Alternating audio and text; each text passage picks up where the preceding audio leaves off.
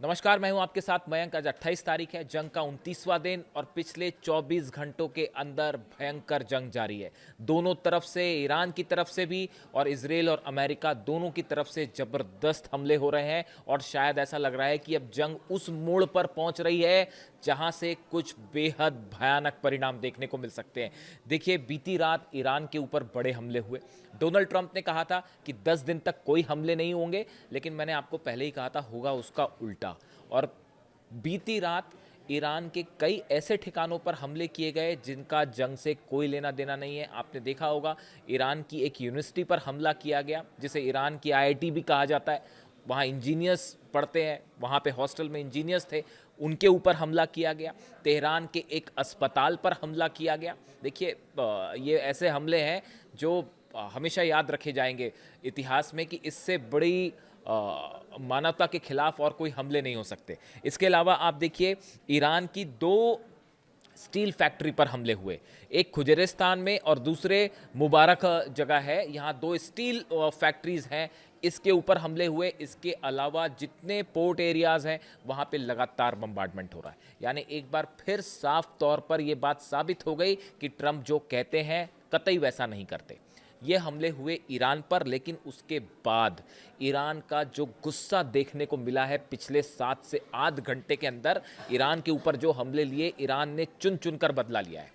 Iran ने पहले ही कहा था कि अगर आप हमारे गैस फील्ड्स पर निशाना करेंगे, अगर आप हमारे न्यूक्लियर सेंटर्स पर निशाना बनाएंगे और इस तरह से अस्पताल और हॉस्पिटल्स और दूसरी स्टील प्लांट्स पर हमले होंगे तो उसका नतीजा क्या होगा। अब गिनिए ईरान ने क्या किया।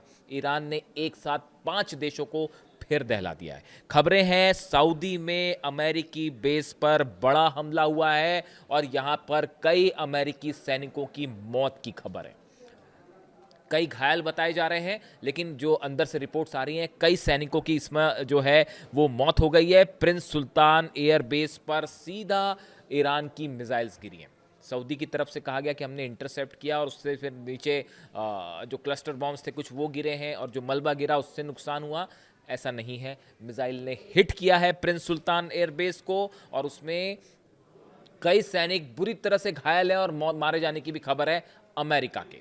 इसी के साथ ही एक बार फिर वहां पे अमेरिका का एक रिफ्यूलिंग प्लेन पूरी तरह से तबाह हो गया है। ये ईरान का बड़ा हमला सऊदी के ऊपर। आप जानते हैं सऊदी पे हमले क्यों हो रहे हैं, क्यों हमला हुआ सऊदी पे? आप भी सोचते होंगे कि भाई ईरान जो हमले कर रहा है क्या वो आंख बंद करके हमले कर रहा है? इसकी वजह जानते हैं आप क्यों सऊदी पर हमला हुआ? आपसे 2 दिन पहले खबर आई थी, Saudi Arabia has reportedly agreed to allow US forces to use the strategic King Fahd airbase for operations against Iran. जब मैंने ये खबर पढ़ी थी 2 दिन पहले, ये खबर आई कि सऊदी अरब ने अपना जो बेस है किंग फहद एयरबेस, इसका इस्तेमाल अमेरिका को करने की इजाज़त दे दी है कि इस बेस से ईरान पर हमले करिए आप। अब उसका नतीजा क्या होगा? जिस दिन ये खबर पड़ी थी मैंने, तभी मैं जान गया था कि अब अगले 2 दिन के अंदर आप देखिए सऊदी के एयर बेसिस पर फिर हमले शुरू हो जाएंगे। अभी आपने देखा होगा, नोटिस किया होगा, कुछ दिन पहले तक इजराइल पर हमले हो रहे थे, अरब देशों पर हमले कम हो गए थे। ईरान ने अपील की थी कि आप अमेरिका की मदद बंद कर दीजिए, अमेरिका को बेसिस मत दीजिए, आप अगर अमेरिका की मदद नहीं करेंगे तो हम आपको कोई नुकसान नहीं पहुंचाएंगे। लेकिन अगर आप मदद करेंगे तो फिर नतीजा देखिए, फिर वही कहानी है। सऊदी पर मिसाइल्स गिर रही हैं, रोक नहीं पा रहे हैं, अमेरिका प्लेन जल रहा है और अमेरिकन सोल्जर्स की कैजुअल्टी हो रही है और अरेबिया के ठिकानों पे, सऊदी अरेबिया के ठिकानों पर जो है वो हमले हो रहे हैं। आगे बढ़िए, यूएई की राजधानी अबू धाबी में मिसाइल अटैक हुए हैं और इसमें एयर डिफेंस सिस्टम जो है वो पूरी तरह से एक बार फिर नाकाम साबित हुआ है यहाँ पे। और बताया जा रहा है कि यहाँ पे कई लोगों के घायल होने की खबर है जो मिसाइल्स गिरी हैं यूएई में। और इसमें यह भी बताया जा रहा है कि कुछ भारतीय भी शामिल हैं जिनको वहाँ पे चोट लगी है। देखिए, ये जो हमले हुए ये खलीफा इकोनॉमिक जोन में ये हमले हुए हैं जहाँ पर ईरान की मिसाइल्स और ड्रोन स्ट्राइक हुई और इसमें बताया जा रहा है कि उस इंडस्ट्रियल एरिया में आग लग गई। देखिए, ये वैसा ही है कि आपने ईरान के स्टील प्लांट्स पर हमला किया, 2 स्टील प्लांट पर हमला किया, तो उन्होंने यूएई के प्लांट्स पर जो है वो हमला किया। यूएई क्या ईरान के खिलाफ जंग में शामिल होगा? ये एक ऐसा सवाल है जिसका जवाब शायद अगले कुछ दिनों में मिल जाए। इसके अलावा देखिए, कुवैत में इंटरनेशनल एयरपोर्ट पर बड़ा हमला हुआ है। यहाँ पर कुवैत इंटरनेशनल एयरपोर्ट के बिल्कुल करीब अमेरिकन बेस है, उसके ऊपर सीधा स्ट्राइक हुई और कुवैत के एयरपोर्ट पर भी स्ट्राइक हुई। ड्रोन अटैक्स हुए हैं, मिसाइल अटैक्स हुए हैं। कुवैत ईरान के करीब है, उसको निशाना बनाना बहुत आसान है और सटीक निशाने साधे जाते हैं उस पर, और अमेरिकन बेस पर कुवैत में फिर हमले हुए। इसके अलावा देखिए आप, बहरीन के इंडस्ट्रियल अल हद प्लांट पर एक बार फिर हमला हुआ है और बड़े धमाके हुए हैं बहरीन में। यहां भी बताया जा रहा है कि ईरान की मिसाइल से सीधा हमला हुआ। देखिए बहरीन की जो सेना है उसकी तरफ से एक बयान आया था, हम ईरान का मुकाबला करने को तैयार हैं। ये हाल ही में बयान आया।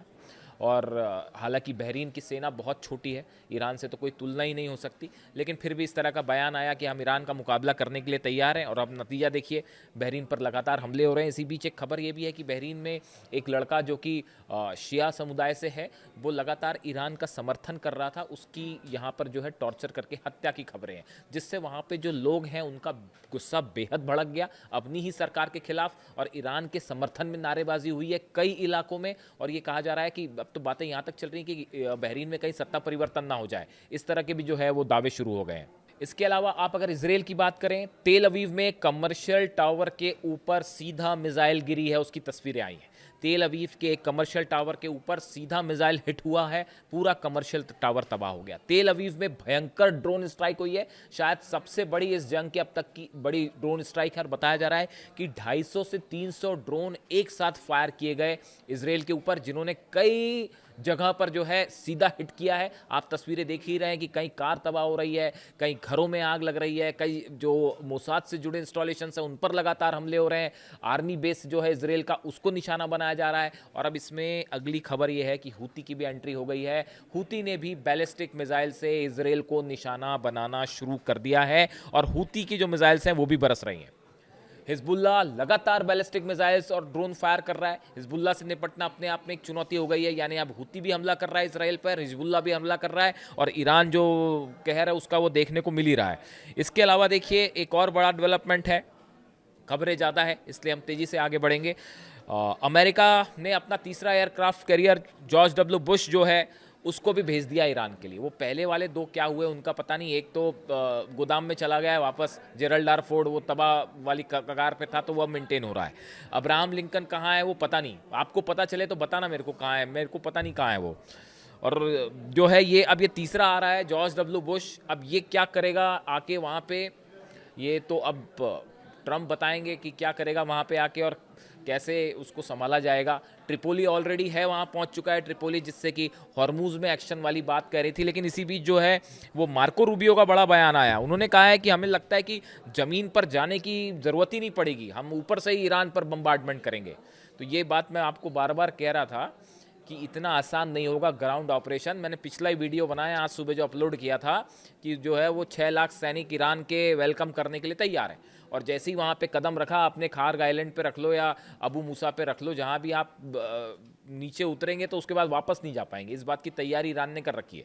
तो अब शायद ये बात समझ गए अमेरिकन एक्सपर्ट्स। तो मार्को रूबियो का बयान आया, शायद हमको कार्रवाई करने की ज़मीन पर ज़रूरत ही ना पड़े। अब नतीजा क्या हो रहा है, लगातार बड़े बम्बार्डमेंट हो रहे हैं ईरान पे, इसमें कोई शक नहीं है। B-2 बॉम्बर्स लगातार हमले कर रहे हैं।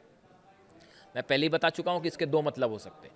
पहला मतलब ये हो सकता है कि किसी तरह का ग्राउंड ऑपरेशन करने के पहले बड़े बम्बार्डमेंट करिए और ईरान को कमज़ोर करने की कोशिश करिए। लेकिन ऐसे अगर ये कोशिश कर रहा है ईरान, उसके डिफेंस एक्सपर्ट ये सोच के चलते हैं कि बम्बार्डमेंट करके कुछ होना है, तो ये फिर जंग चलती रहेगी साहब। 6 महीने तो आप कहीं भूल जाइए, कहीं नहीं गए, ये हमले आप होते रहेंगे। ईरान तो पूरा तैयारी बैठा ऑल आउट वॉर के लिए, वो पीछे हटने को राज़ी नहीं है, हटे भी क्यों राज़ी। तो अब ऐसी सिचुएशन में जो है ये बम्बार्डमेंट वाली पॉलिसी कब तक चलेगी पता नहीं। दूसरी चीज जो है, जो अहम है, कि हो सकता है कि अब आखिरी कुछ दिनों की बम्बार्डमेंट करके डोनाल्ड ट्रंप अब वापस निकल लें कि बस बहुत हुआ, अब और नहीं कुछ हो सकता। ईरान ने जो है वो ऑलरेडी नुकसान पहुंचा दिया, फिर सऊदी पे अमेरिकन बेस पर हमला हो गया है, कई सैनिक घायल है, मारे जाने की भी खबर है, तो वहाँ भी तो जवाब देना है। एक और रिफ्यूलिंग प्लेन तबाह हो गया है, तो ये बड़े हमलों से बड़ा नुकसान हो रहा है। और इस बीच तो एक बड़ी इंटरेस्टिंग खबर आई है, मैं देख रहा था कि बताया ये जा रहा है कि जेडी वेंस की जो है वो बेंजामिन नेतन्याहू से बात हुई है। इस तरह के दावे हुए हैं कि जेडी वेंस ने जो है वो नेतन्याहू से बात की है। डेली मेल ने भी इसका जिक्र किया है इस खबर का। और बताया जाता है कि जेडी वेंस अमेरिका के उपराष्ट्रपति जो है नेतन्याहू पर चीख पड़े कि बोले हमने आपके कहने पर जो है ईरान के सुप्रीम लीडर पर हमला किया था और आप ही ने ये कहा था कि अगर सुप्रीम लीडर पर हमला हो जाएगा और अगर उनकी शहादत हो जाती है तो ईरान जंग हार जाएगा।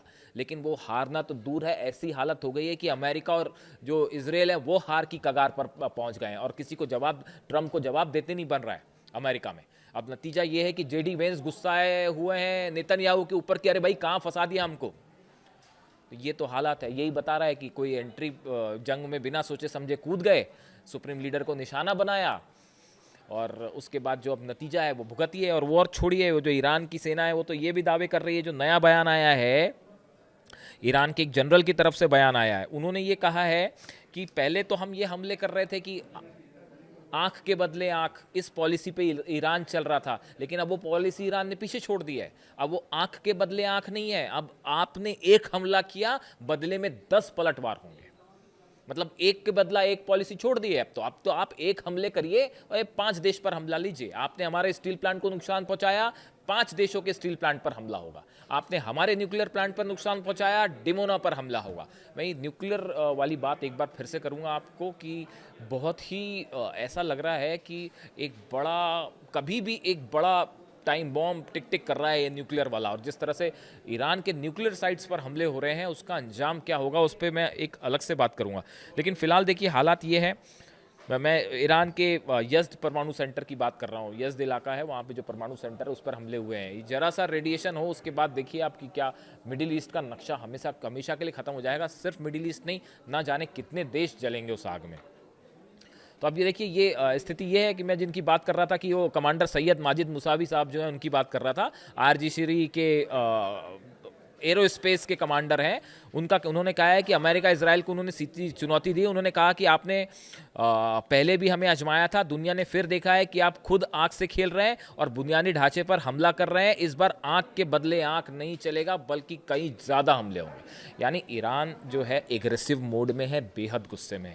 और ये जो हमले हो रहे हैं इसका नतीजा ये है 5 देश एक बार फिर सुलग रहे हैं और पिछले 24 घंटे में जंग बहुत ज़्यादा आगे बढ़ गई है। और अगले कुछ घंटों के अंदर मेरा सोचना ऐसा है कि इजराइल के ऊपर कोई ऐसा हमला हो सकता है जो बड़ा गेम चेंजर साबित हो सकता है। अब इसके बारे में हम अलग से बात करेंगे।